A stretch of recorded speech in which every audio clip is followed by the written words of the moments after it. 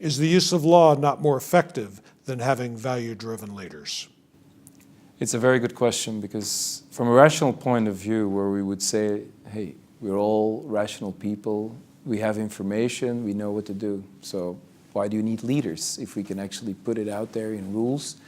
But more and more research actually shows that the more rules we have, the less compliance we get. So there's a bit of a problem with only using the law and only using rules. So this, I'm not saying here we can't use the law. What I'm saying is we have the law, but only the law creates a culture where people don't think anymore, because the law is the guideline. But laws are reactive, meaning a law quite often is developed when something goes wrong. We don't have laws for everything that may happen in the future. We also need employees who can think for themselves and understand the values of an organization and why we have these values, to act upon it. So it's not a story of law or leadership, it's a story of law and leadership. What are the key characteristics of a value-driven leader? Value-driven leaders, they know their purpose, they know their passion, and they know their good passions. I mean, a lot of us have passions, but some of them, we're really bad at it, but still we're passionate about it. Value-driven leaders also know this is not what they have to strive for. They strive for the values, they value the things they are really good at, and they know why. So that is finding purpose. When you have purpose, you can find meaning in the things you do. Finding meaning means you're much more motivated, you're much more able to embody what you value, and people will see that. This is important as a leader to bring into work climates in your team, that people know what you stand for, why you stand for it, because that's communication, and they may challenge you, but at least you have a stand on this. If you don't have values, you stand for nothing, you fall for everything. So it's a clear guideline for yourself, plus also the self-reflective and developmental aspect of leaders for themselves is extremely important, because we always say it's lonely at the top, but at one point you need to understand why you're there. It's giving that sense of meaning. What are the key obstacles to value-driven leadership? Well, there are many of them. So what we do in our programs is we look at two big influences. The first one is basically yourself.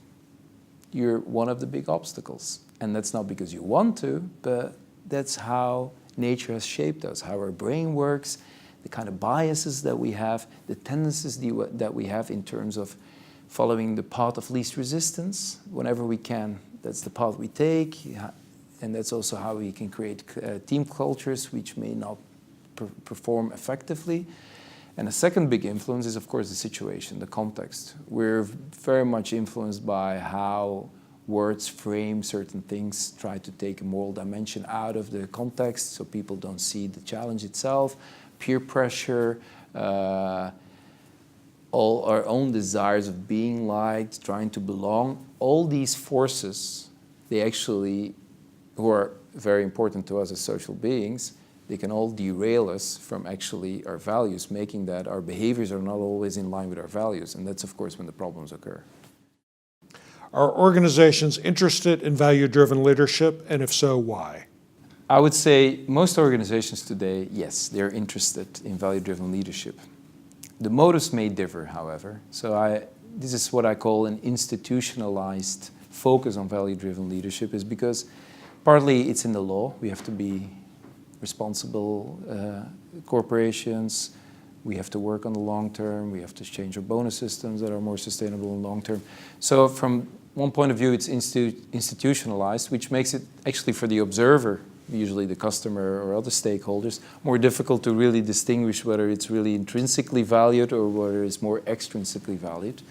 So I think that's one big challenge in the corporate world.